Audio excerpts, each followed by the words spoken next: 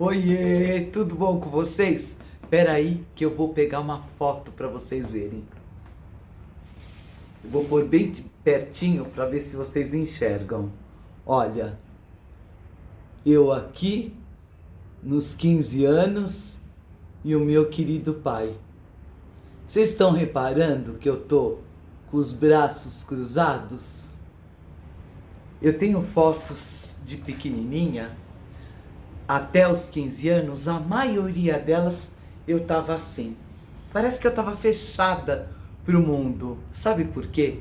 Porque até os 15 anos eu tinha vergonha da minha voz rouca, grossa e forte.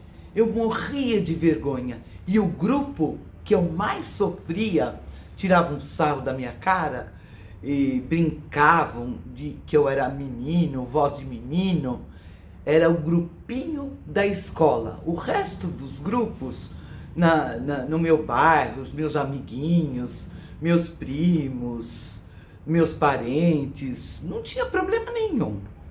Mas na escola, esse grupinho, tanto é que até os 15 anos eu fazia de tudo para não ir na escola. Eu relutava, porque eu nunca contei para minha mãe. Nunca contei para minha mãe. Minha mãe é capaz de dar até uma surra em mim por causa disso. Mas eu ia me retraindo, porque eles tiravam muito sarro e eu tinha vergonha da minha voz. Quando chamavam para, sabe, trabalho em grupo que você tem que ir lá na frente falar, eu me encolhia na carteira de escola, sabe? Eu ficava toda vermelha, trêmula, quente, porque eu não queria ir lá na frente. Até que um dia, esse dia, olha, foi muito poderoso para mim. Tanto é que eu me recordo até hoje, e até hoje eu me emociono. Quando eu acabei de apresentar um trabalho, mesmo relutante, mas eu tinha que apresentar, era um trabalho individual, não em grupo, acabei, fui para minha carteira, as demais apresentaram, deu o sinal, a hora do recreio, foi todo mundo, o professor Rosana, ele me chamou. Quando eu fui perto dele, eu falei, lá vem bronca, né? Ele vai falar alguma coisa sobre o trabalho, nada disso. Ele falou assim, Rosana, a sua voz é de comando, a sua voz tem poder, use-a a seu favor. Nossa, isso caiu tão forte dentro de mim, que a partir daí tudo mudou. Eu não sei se não fosse esse professor a me elogiar a minha voz, eu não sei como seria a minha vida até hoje. Mas eu tenho plena convicção que foi através do elogio desse professor que as coisas mudaram. Eu comecei a me aceitar, porque é de nascimento, né? Você não tem como. Bom, eu vou fazer uma cirurgia hoje adulta para mudar minha voz. Não tem como, não tem. A partir desse momento, eu comecei a me aceitar e comecei a ficar mais valente, mais forte, mais segura de mim. Olha a importância de um papel, da influência de um professor na vida de uma criança. Eu tinha 14 para 15 anos, mais ou menos. Eu tinha essa idade, já era grande. Até essa idade eu sofri demais. E o que eu aprendi? Eu aprendi que você não consegue controlar o que os outros pensam de você e você não consegue controlar o que os outros acham de você. O que é importante é o que você acha de você mesmo. Como você se sente frente às críticas. Daí a diferença. E a partir desse momento, eu comecei a ficar segura e tudo modificou. Não vale dar risada, tá? Eu tinha 30 e poucos anos nessa foto. Foram 2 momentos muito importantes na minha vida. Olha só. Vocês estão vendo aqui eu no microfone. Deixa eu explicar. Quando meus filhos nasceram, eu combinei com meu marido, na época, que eu não queria trabalhar, que eu não queria mais trabalhar. Eu queria cuidar dos meus filhos, até eles crescerem um pouquinho e já se defenderem. Eu tinha essa condição de poder parar de trabalhar, mas mesmo assim, como ele tinha panificador, então vendia, comprava outra e tempos em tempos a gente ficava bem apertado de dinheiro. Mas mesmo assim eu decidi parar de trabalhar. E vou falar já da foto. E nessa foi um pouco antes disso. E não, um pouco antes disso não. Se aqui eu tinha uns 33, 34 anos, porque aqui foi 1990. Não, eu parei de trabalhar em 1982, quando minha filha nasceu. E para a maioria das pessoas, quando souberam, porque eu não falei antes, quando souberam que eu parei de trabalhar para ficar com meus filhos, principalmente a família do meu ex-marido, me criticaram horrores, horrores. Como eu tinha estudado, eu tinha me preparado profissionalmente e na época, quando eu larguei o emprego para minha filha nascer, eu tinha um cargo muito bom, ganhava um bom dinheiro. Então foi uma enxurrada de críticas e mesmo assim eu decidi ficar em casa com os meus filhos até eles crescerem. Hoje vocês me perguntam, você se arrepende? Eu não segui a boiada, porque eu acredito que você não tem que seguir, você não tem que se moldar à sociedade, como a sociedade exige que você seja nesse determinado momento, porque na época era muito modernoso, sabe? As pessoas iriam trabalhar, o marido trabalhar, as mulheres, né? Trabalhar era muito modernoso, ainda mais eu que já tinha feito uma faculdade, já tinha feito, já tinha uma profissão. As críticas iam chover mesmo. Olha, depois você nunca mais vai conseguir voltar no teu trabalho, você não vai conseguir mais emprego, você vai ter que ser autônomo, você vai ter que engavetar o teu diploma. Eu ouvi horrores, mas mesmo assim eu não me moldei à sociedade, não me moldei com as pessoas que quiseram me impor que eu tinha que trabalhar e acabou.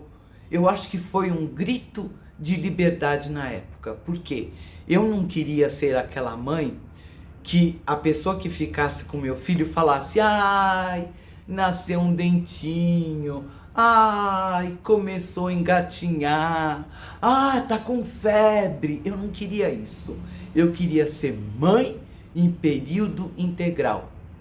Abrir mão de uma série de coisas. Não pense que foi fácil assim. Eu tô fazendo um vídeo de 10, 15 minutos, não dá nem para contar o que eu passei nesses anos até voltar. Passei aperto, passei situações difíceis, mas fui firme e forte, porque era isso que eu queria e eu não segui o que a sociedade me impôs.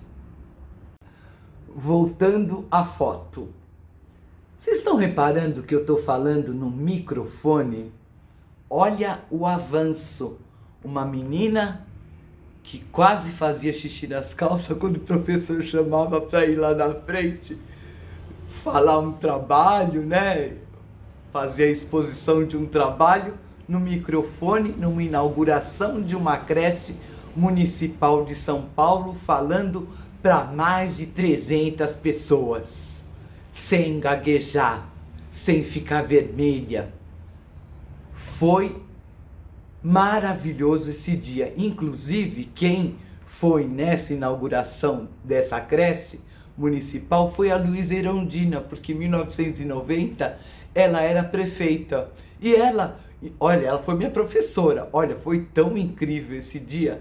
Ela me reconheceu, ela não lembrou do meu nome. Mas quando eu já estava me movimentando para subir no palco, ela chegou com a comitiva dela e olhou para mim assim, eu já subindo no palco, falou: minha aluna? Ela fez, olha só, lembrou de mim. como eu fui marcante na faculdade, né? E nessa época, eu tive um desafio muito grande, profissional. 2 desafios. Primeiro, foi muito difícil realmente, como as pessoas falaram, eu voltar a me inserir no mercado de trabalho. Foi dificílimo, mas consegui um cargo comissionado na Prefeitura de São Paulo. Não era concurso nem nada, era um cargo de confiança, olha só. Eu 8 anos sem trabalhar e de repente com uma responsabilidade gigante. Eu tinha nas minhas mãos uma demanda de 300 pessoas, 300 famílias querendo vaga na creche e só tinha 100 vagas. Olha só. E nessa época, profissionalmente, lógico que eu estava insegura. Um trabalho novo, não conhecia, nunca tinha trabalhado dentro de uma comunidade, cercada de comunidades ali. Todos querendo vaga na creche. Como lidar com tudo isso? Eu, na época, eu só queria agradar a todos. Mas você vai conseguir agradar a todos? 300 famílias? 300 crianças? Sendo que 100 vagas só? Não vai, não vai. Aí nessa época eu lembro que eu era firme, porém com gentileza. Sabe aquela questão firmeza com gentileza? Combina muito bem. E eu me saí muito bem com os critérios de elegibilidade para conseguir a vaga que eu fiz junto com a comunidade. Recebi crítica? Muitas. Recebi elogio? Muitos. Mas eu fui muito firme, porque se eu fraquejasse naquele momento, as comunidades iriam me engolir. Me engolir. Porque você tem que ser muito firme, saber muito bem o que você faz. Essa época, eu deixei um pouquinho minha família de lado, porque eu praticamente ficava 12 horas trabalhando. 12 horas. O que eu aprendi nessa época que eu poderia ter sofrido um pouco menos, apesar de ter sido um sucesso, houve muitos espinhos, houve ameaças, porque chegava lá na creche pessoas com cartinhas de vereadores impondo a vaga. Eu não tinha vaga. Era um abacaxi para eu descascar, mas eu era firme, com gentileza. Mas o que eu penso, que se na época eu não tivesse um ego tão grande, eu teria me saído melhor. Porque às vezes o ego te atrapalha muito frente ao que os outros dizem. Porque eu recebi sim críticas, dedinho na minha cara, você é uma diretora incompetente, meu filho tá sozinho em casa e você não consegue vaga para ele. Lógico que eu tomava minhas atitudes, né? Eu ia lá, pegava um grupo de ADIs, que eram auxiliares de desenvolvimento infantil, eu ia lá conferir realmente se estava sozinha a criança, e nunca era verdade.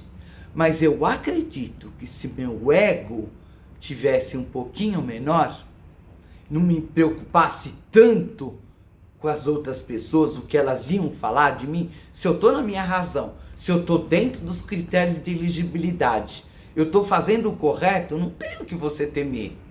Mas o meu ego era grande, eu achava que eu tinha que agradar todo mundo, sabe? Eu queria ser o quê? Eleita o quê? A vereadora lá da região?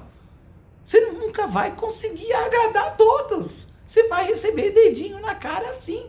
Mas se você está certa dentro da lei, não tenho que temer. Essa foi uma grande experiência que me avançou muito na vida profissional. Vocês viram quantos desafios? Isso é só uma parcelinha da minha vida. Eu ficaria aqui horas conversando com vocês, outros e outros desafios que eu encarei, que eu abracei, que eu fui com medo, sem medo, enfrentei. E isso nos fortalece. E com o tempo, você vai dando uma importância tão pequena, com o dedinho que te aponta julgando, com o dedinho que te aponta fazendo crítica. O amadurecimento, lógico, nos ajuda muito. Cada vez menos eu me importo com o que as pessoas falam, mas mesmo o amadurecimento nos traz isso. Mas tem algumas pessoas que te tocam com uma crítica, não tem? Eu tenho 2 pessoas que são meus filhos. Eu dou essa permissão, eu dou esse direito, porque eu também, assim como eu critico também quando não gosto de alguma atitude, eles também têm o direito de me criticar. Essas me tocam. Mas eu sei também que é para o meu crescimento como mãe. Mas os demais não me afetam tanto. Agora, profissionalmente falando, que para mim é um departamento bem isolado, por muitos e muitos anos, eu vesti sim uma máscara social. Porque no trabalho, as pessoas não gostam muito que você aponte as falhas, que você quer consertar os processos. As pessoas não aceitam. Então você vai se calando. Das 2, 3 vezes que eu me impus, eu fui demitida. Aí eu vi que era melhor até manter essa máscara social profissionalmente para me garantir o emprego. Cheguei à conclusão, eu não vou mudar essa empresa. Está errada desde lá do começo. Às vezes você quer dar uma de salvadora da pátria, né? Você quer mudar todos os processos errados da empresa. Você só quebra a cara com isso. Não vale a pena. As pessoas não estão preparadas. Não estão preparadas. Vai devagarinho, sabe? Vai dando toques. Vai dando sutilmente. Vai dando... não é toques, é sugestões. Bem devagarinho, bem sutil. Mas não vai com tudo, com a verdade. Porque você vai ser demitida assim como eu fui algumas vezes. Então, para mim, ao meu ver hoje, o que eu falo até para os meus filhos, a máscara social no teu trabalho é permitida sim, é bem-vinda sim. Não é ser falso no trabalho, é diferente. É não falar as verdades, é não querer mudar os processos. Isso não é ser falso, isso não é ser omisso. Tem, hierarquicamente tem, cada um com a sua responsabilidade. Às vezes você quer ir lá fazer o papel do diretor e você é um simples analista e você vai lá para o diretor para ele mudar todos os processos. Não. Vista a sua máscara social, que você só tem a ganhar. Falei demais, mas é tão gostoso esse tema. Se você gostou desse vídeo, dá um like.